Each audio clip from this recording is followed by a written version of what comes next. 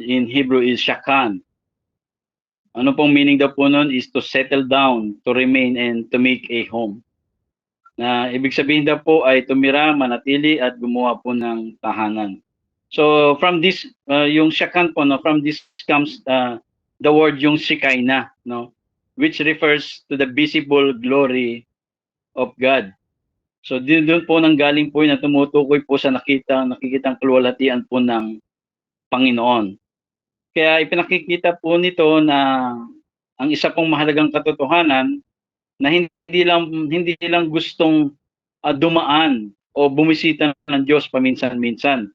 Ang gusto po niya ay tumira at manatili kasama ng kanya pong bayan. That's the meaning of dwell. Or dwell, shakan, to mean to settle down. No? Ang Panginoon po ay hindi niya lang nais po yung binibisita, yung dumadaan lang. And ang pinaka puso po ng Panginoon ay tumira at manatili po sa kanya pong bayan po. Pero dito po, no, here sa Old Covenant, meron pong limitasyon sa lumang tipan. Ang presensya po ng Diyos ay nakatuon lamang sa isang lugar. So nga kasi nasa tabernacle lang at nalipat sa temple. Nandun lang po yung presence po ng God, no, sa Old Covenant. And God's presence was focused in one place lang, in the Holy of Holies, na doon sa temple naman, inside the temple, ay meron pong tinatawag pong napakakapal pong tabing o veil. No? So, at hindi lang po basta-basta makakapasok ang tao. So not everyone could enter. No? Sino lang daw po nakakapasok? Only the high priest could go. No? Yung high priest lamang po. And only once a year. So on the day of atonement na kung saan yun po ay tuwing araw lamang ng pagbabayad po ng sala po nila. So everyone else, God's presence ay yung presensya po ng Panginoon sa karamihan, ito po ay awesome and untouchable. Why? Kasi kahit sino hindi pwede, high priest lang. At siya ay yung parang katotohanan sa kanilang panahon, malapit nga ang Diyos, malapit yung presensya ng Diyos pero nakatago, no? Nakatago siya ay naroon pero hindi ganap na naaabot po nung panahon po nila kasi nandoon lang sa tabernacle. At nung nagkaroon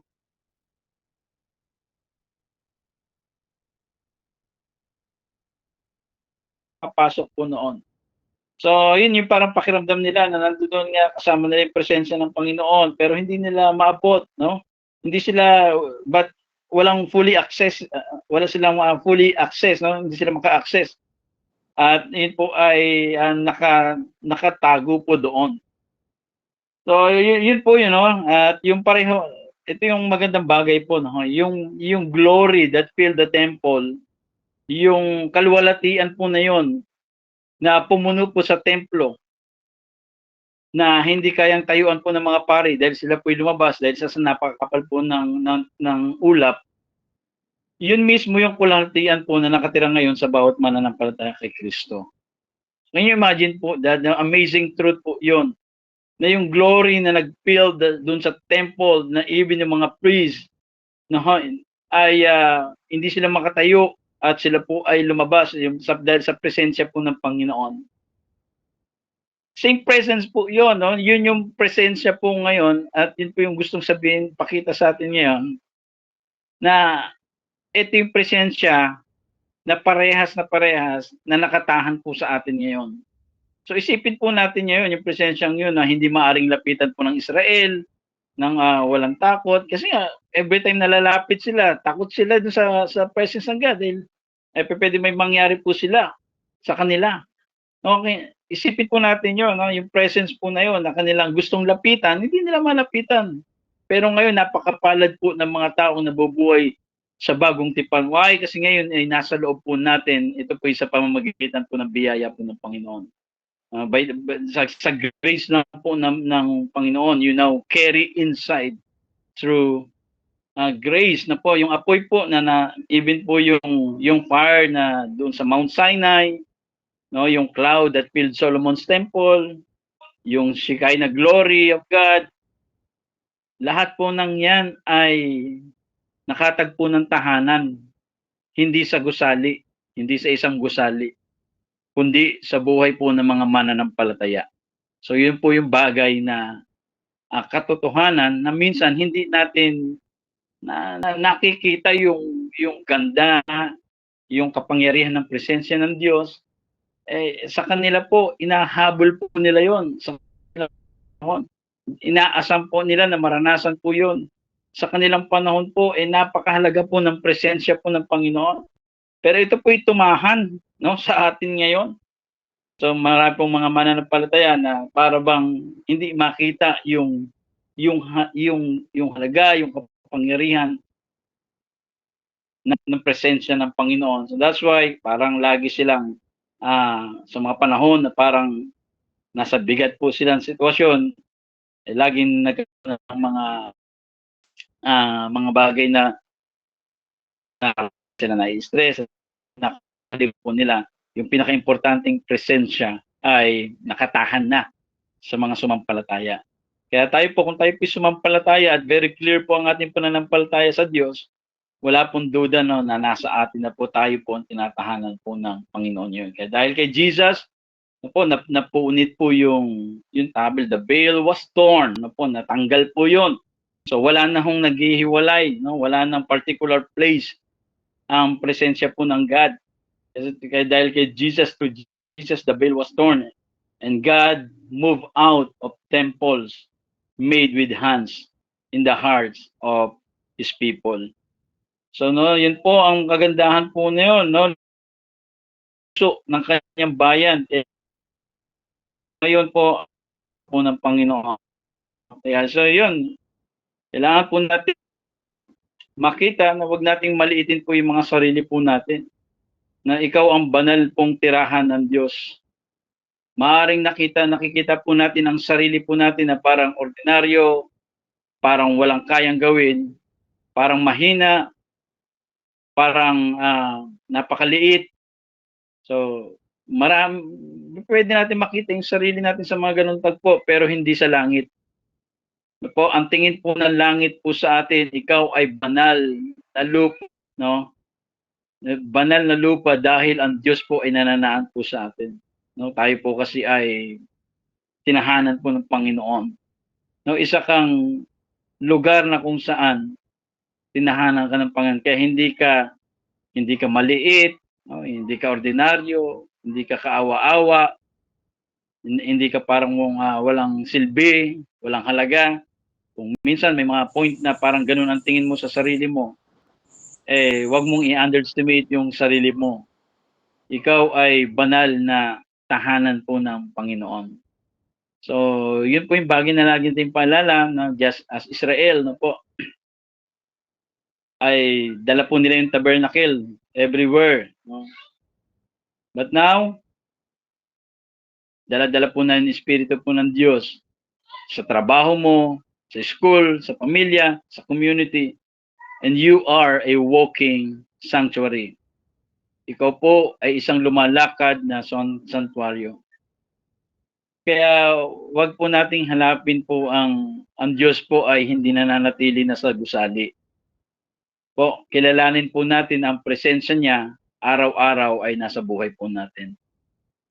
So yun po, no, mahalaga po yung mahalagang simbahan, of course, pero hindi yun ang sentro ng presensya ng Diyos.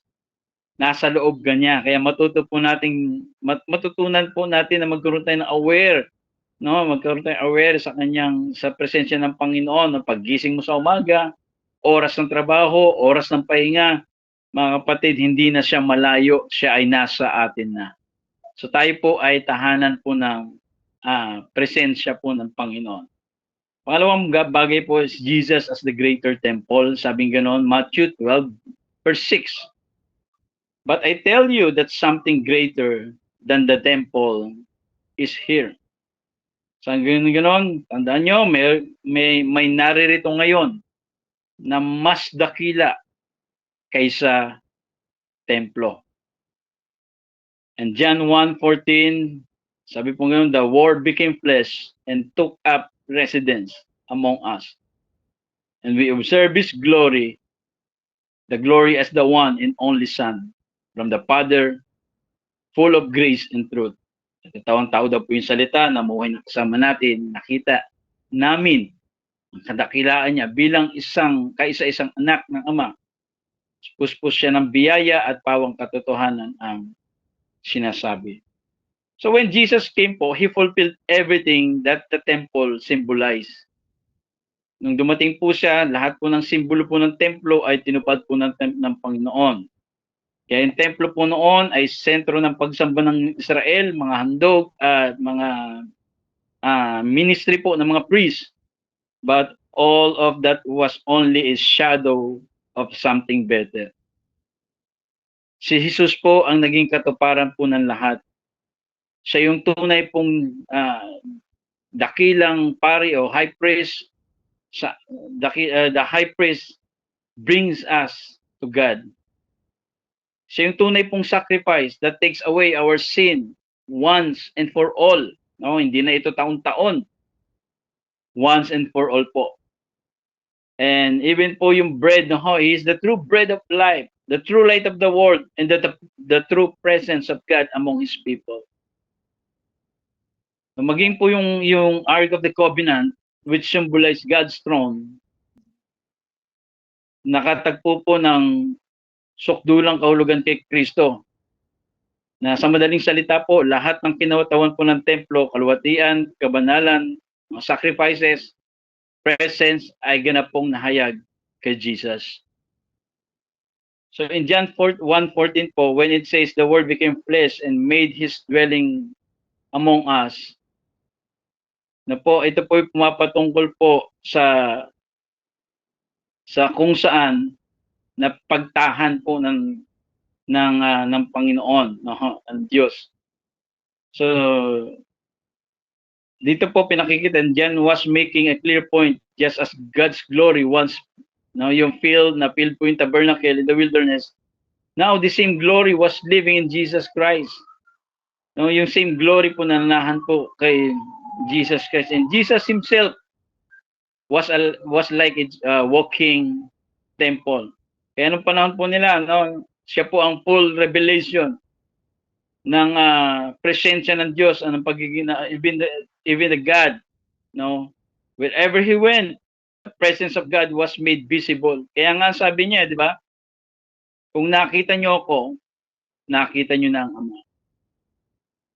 So hindi na po kailangan bumiyahe sa Jerusalem, no, upang makita po ang kaluwalhatian ng Diyos. Nasa harapan na nila sa katauhan po ni Kristo. So yung presensya po ng Diyos ay nasa katauhan po ni Kristo.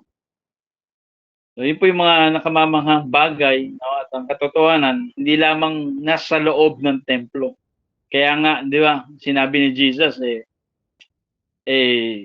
gigibayin yung templo, and after 3 days, itatayo niya muli. So ang pinopoint po niyang templo po doon is yung resurrection ni Jesus. Now why? Matitigil na mga sacrifice, matitigil na yung mga ministry doon sa loob ng temple, no, hindi na mga high priest. So matatapos po ang lahat po ng yon at sa pamagitan po ni Jesus. So kaya ngayon po wala na hong altar no? Wala na hong altar na doon sa loob po ng temple. Even sa church po, no, minsan may lugar po tayong tinatawag na altar. Kasi ang altar po doon po ibinibigay ang sacrifice. Kaya yung altar po na yon wala na sa temple. Kaya nga wala na even sa church po natin ngayon, wala naman siguro pong pumapatay po ng hayop para maglagay pa, no. So sino yung altar po? Tayo po yung naging altar po. Sino yung sacrifice? Si Jesus. So tayo po yung naging altar po, no. Kaya yun yung binabanggit po, no. The resurrection was the ultimate proof that the God's glory is no longer tied. Hindi na ito nakakabit pa sa isang gusali. Ito po ay habang buhay pong nakakabit kay Kristo mismo. Kaya ang templo po, no, doon in Jerusalem could be destroyed, but the true temple of Jesus was raised in power and now lives forever. Na ito po ay nagbago, papago ng lahat. Ang presensya ng Diyos ngayon ay wala na po sa isang lugar, kundi nasa isang persona, at ang persona pong iyon ay nananahan sa atin. No? So yung person po, yung temple po na yon, yung presence po na yon, hindi na nanatili sa lugar. Kaya everywhere we go, no, tayo po yung presensyang persona, ito po yung tumahan po sa atin. Walang iba ho kundi ang Panginoong Jesucristo. So, yun po, no, huwag tayo pong manatili lamang. Huwag tayong masilo sa mga religious routines, rituals, na kung saan namimiss natin minsan, no, namimiss po natin yung pinatutungkulan po ng lahat. No? Minsan gano'n eh. Ang buhay po natin, may mga mananampalataya na sila po ay na-stuck doon sa mga religious routines, mga rituals. Pero yung pinakatutungkulan po ng lahat ng yon, si Jesus, yun po yung namimiss po nila. Yung temple, sacrifice, tradition, and even the signs. Kaya ang pagsamba po ay hindi lang tungkol sa isang lugar, kundi sa isang persona. No, hindi mo kailangan pang bumiyahe pa patungong Jerusalem o isang partikular na gusali upang maranasan ng Diyos. Kay Kristo mismo, ang pagsamba po ay nagaganap sa Espiritu at katotohanan. But as I said, na po, mahalaga po ang church. No, kailangan po natin magsama-sama sa church kung nasaan church ka, dahil doon po natin doon po tayo nakakapag-fellowship sa mga kapatid po natin, no, nakakapag-encourage ka. At the same time naman, ganun din ikaw sa panahong kailangan mo. So, yun po. But kung pag-uusapan po ay pagsamba, no, hindi mo na kailangan pang dumating, hantayin yung araw po ng linggo o yung araw na kailangan magpunta kayo sa church, no. Kahit saang lugar naroon ka, yung tunay pong pagsamba ay nakasentro kay Jesus. Hindi po sa isang lugar. Kaya kung si Kristo po ay nananahan sa atin, dala po natin yung mas higit po dun sa temple, no? Mas dala po natin yung dala po ng yung mga dala po ng mga Israel before, no? Yung tabernacle. Tayo po ay nakatahan na sa atin saan ka man pumunta. Kapag ka pumasok ka ng trabaho, eskwela o kahit saang nasa bahay ka, dala-dala po natin yung presensya po ng Panginoon. And take note, itong bagay po na sasabihin ko, no? Nagwo-worship tayo kay God, hindi para maranasan ang presensya ng Diyos. Po, may mga ganong position po kasi sometimes inaas nilang bumaba ang presence ng God, mga kapatid. Matagal na po bumaba at nagkatawang tao ang presensya ng Diyos at tumahan na po sa atin. So ang presensya po ng Diyos, hindi ho ito tungkol po sa bagay na nararamdaman po natin po. Kaya kapag tayo po'y sumasamba sa Panginoon, kapag pakiramdam mo hindi ka naiyak, walang something na nangyari sa'yo, hindi mo na feel ang presence ng God. So hindi po totoo yun. No? Kasi bakit? Nakatahan na po yung presensya ng Diyos sa atin eh. So kaya tayo nagwo-worship, no? Baliktad. Hindi tayo nangihingi ng presence ng God. Why? Kasi nakatahan na siya eh. Kaya tayo sumasamba kasi yung presensya ng Diyos ay nasa atin na. So yun po, no? Sana maunawaan po ninyo yun, no? Na hindi tayo nagwo-worship na, Lord, please, yung presence mo, dalawin kami. No, hindi ho dumadalaw na ang presence ng God. Ito po ay nag-dwelt among us na po, ninahanan na tayo. No, ibig sabihin po nun, tumira na ho sa atin. So yun po yung mindset po dapat natin every time na tayo po magwo-worship, every time na tayo pupunta ng church, na hindi para katagpuin ang presensya ng Diyos, bit-bit po natin ang presensya ng Diyos saan man po tayo pumunta. So why? Kasi yun po ang true temple po ay, kaya nga pag sinabi temple, pinag-uusapan lang po doon yung presensya po ng Panginoon at yun po ay nasa katauhan ni Jesucristo. In 1 Corinthians 3:16, ang sabi pong gano'n, hindi nyo ba alam na kayo'y templo ng Diyos at ang Espiritu ng Diyos ay naninirahan sa inyo? So, tinatanong po, no? Hindi nyo ba alam? Don't you yourself know that you are God's sanctuary and that the Spirit of God lives in you. Isang paalala po yan, isang tanong na paalala sa atin. In Ephesians 2:22, you also you also are being built together for God's dwelling in this. Dahil kayo ay nakikristo, bahagi na rin kayo nitong gusali na itinayo kung saan nanahan ng Diyos sa pamamagitan po ng kanyang Espiritu. So dahil tayo po ay nakikristo, part po tayo ng sanctuary, no? Part po tayo ng temple. No? All throughout scriptures, and God's goal has never been buildings. It always been people. Mula pa sa simula ng kasaltaan po, ang plano po ng Diyos ay hindi tungkol sa gusali, kundi sa mga taong tatahanan po niya. So yung tabernacle sa wilderness and the temple in Jerusalem, mga pictures lamang po yun. Mga pictures lamang like na kung saan na pinakikita po na ito yung bagay na mangyayari doon sa New Covenant. No po, na isa gaya po ng pinakikita lamang nila sa Israel na ang kabanalan po ng Diyos at ang kanyang pagiging malapit, pero hindi yun ang huling, hindi yun yung end goal ng Panginoon.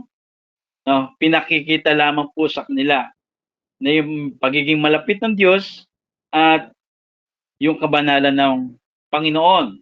So, yun yung bagay po yun. Kaya nga, sa tabernacle, dala-dala nila. And yung temple naman po, mayroong particular place na kung saan naka-stay po yung presence po ng Panginoon. So, yun po ay pagpapakita, no, yung picture na kung saan pinakita sa mga Israel ang kabanalan ng Diyos at ang pagiging malapit. Pero hindi yung end goal po ng Panginoon. No, ang kanya pong plano ay hindi tungkol sa gusali, kundi sa tao na kung saan mananahan po ang ating Diyos.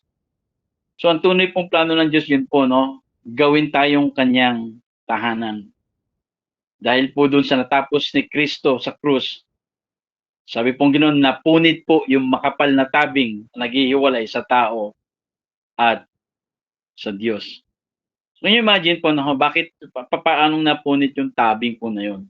Nagsimula ho mula taas, pababa.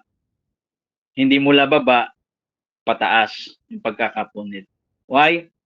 Kasi ang nag-alis hindi naman tao, kundi si Kristo dun sa kanyang kamatayan. So meaning, si Kristo po, sa katauhan ni Kristo at kamatayan po ni Kristo at muling pagkabuhay niya. Yung pagkapunit po ng tabing po na yun, ibig sabihin, ang Diyos po ang gumawa para mawala po yung barrier. The barrier was removed. Pero kung ito po yung nagsimula mula ibaba hanggang itaas, yun po ay gawa ng tao. Pero pinaalala po doon na hindi effort ng tao ang mag-aalis para maabot natin ang kalwalatian at presensya ng Diyos. Kundi ang Diyos ang nag-alis, no, mula taas, pababa.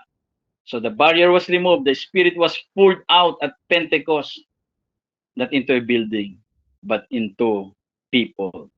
So meaning, you are now God's temple. Tayo po ay templo ng Panginoon. So you don't need, hindi natin kailangan yung mga golden walls, incense, even yung mga Ark of the Covenant, no, para manatili po yung presence ng Panginoon. But the Spirit of God has chosen to dwell inside yung mga even tayong mga ordinaryong tao na nanampalataya kay Kristo. Pinili niya pong tumahan sa atin. No?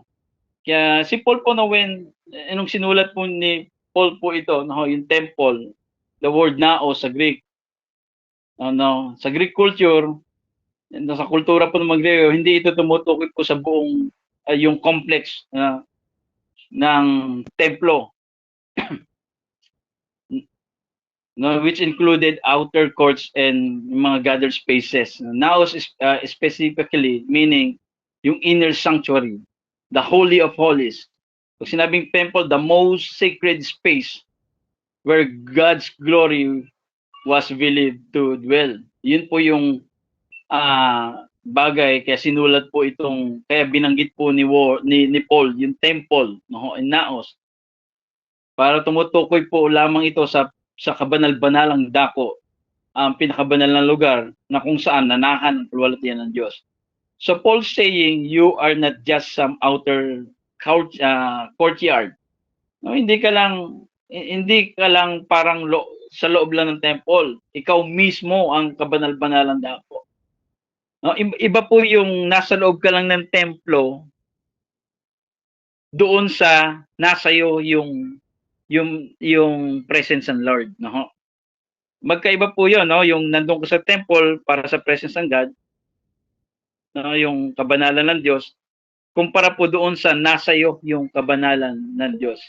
In the very place, only the high priest could enter once a year sa old covenant po, no. High priest lamang yung nakakaranas. High priest lamang po yung nakakapasok, no, doon sa old covenant, doon sa kabanal-banalan po ng Diyos. So yung hindi tayo part lang, no? Tayo mismo yung tinahanan. Kaya ang lugar po na minsan lamang pinapasok ng mga high priest bawat taon. Imagine po natin ngayon mismo, no, ay araw-araw po nating kasama. So ganun po kalapit ang Diyos sa atin. Ganun po kalapit ang presensya po ng Diyos sa buhay po natin. So ang Diyos na hindi kayang hawakan po noon ng buong kalangitan ay pinili niyang manahan sa atin. Yung apoy, no, yung fire dun sa Sinai, no, sa bundok Sinai na nagpayanig po sa Israel.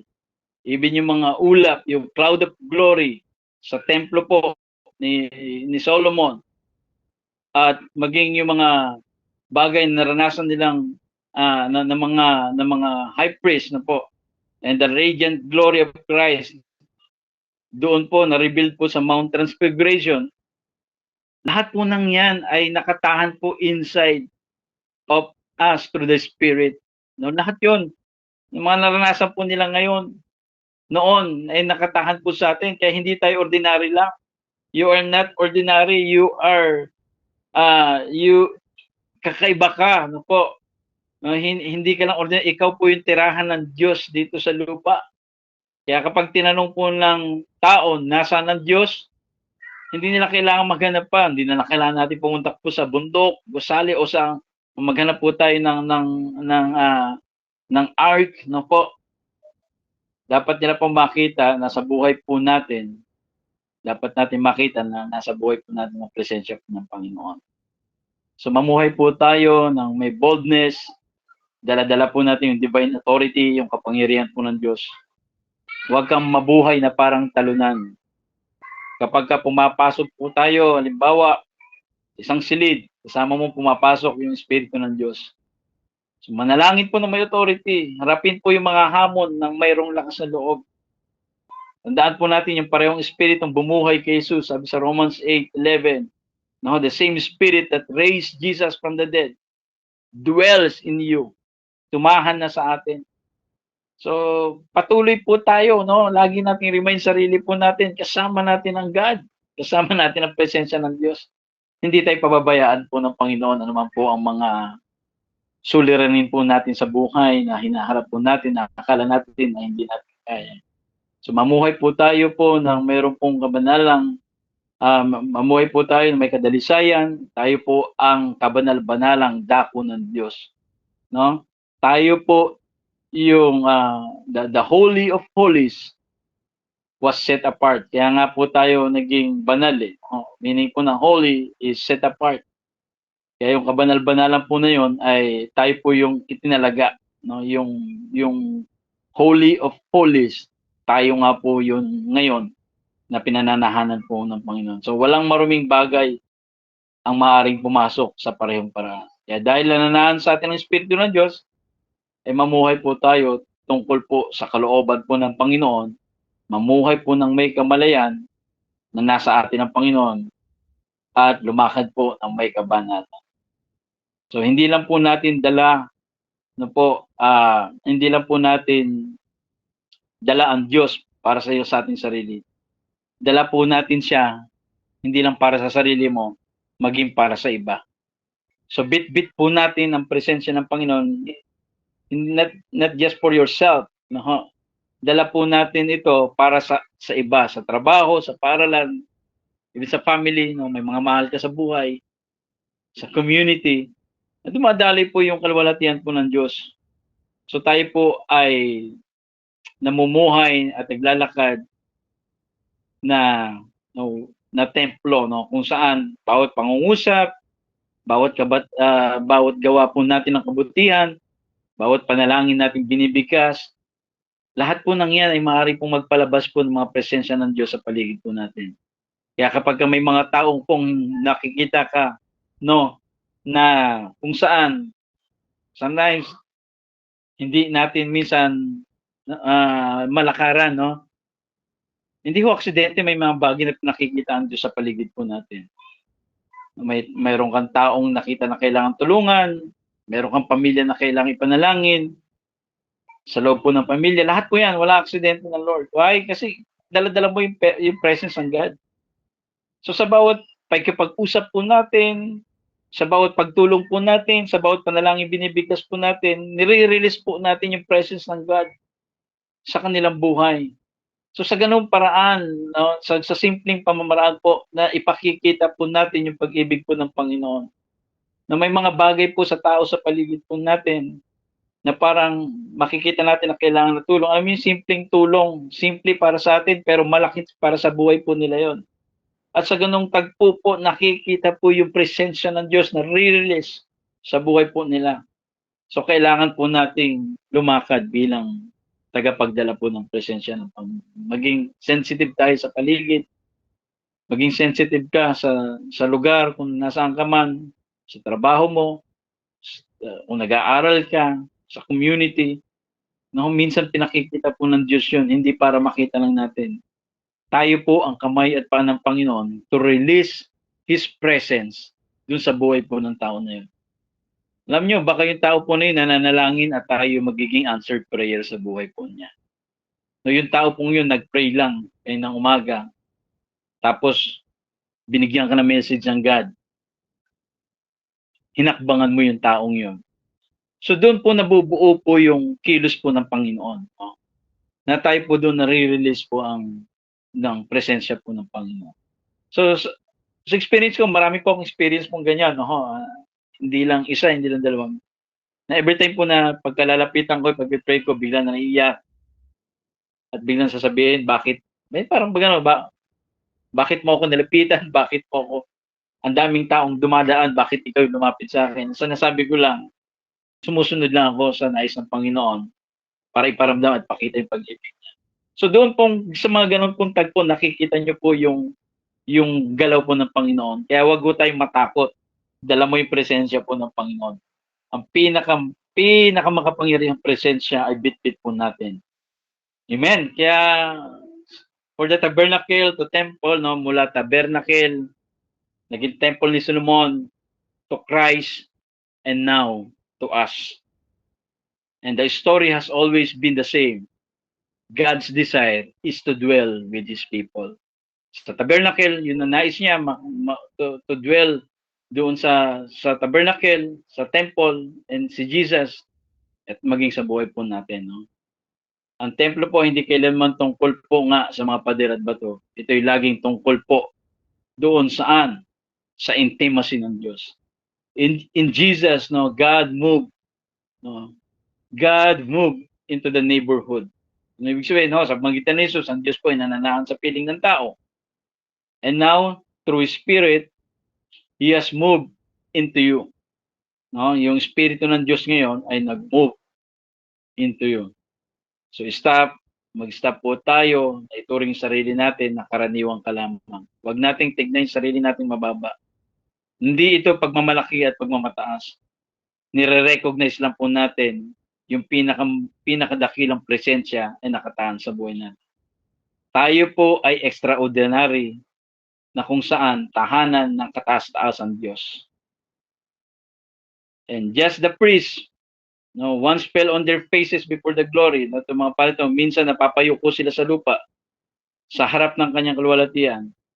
Darating po ang araw na ang mundo po ay makakakita ng kanyang kaluwalhatian na nagninig sa pamamagitan po ng buhay po natin.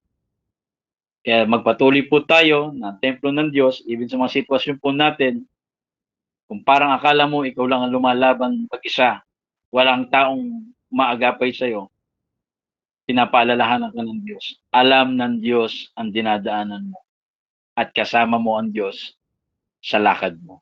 Hindi ka pababayaan ng Panginoon. Tayo po ay manalangin. Salamat po sa Panginoon, aming dakilang Diyos. Thank you for the very beginning your desire has always been to dwell with your people.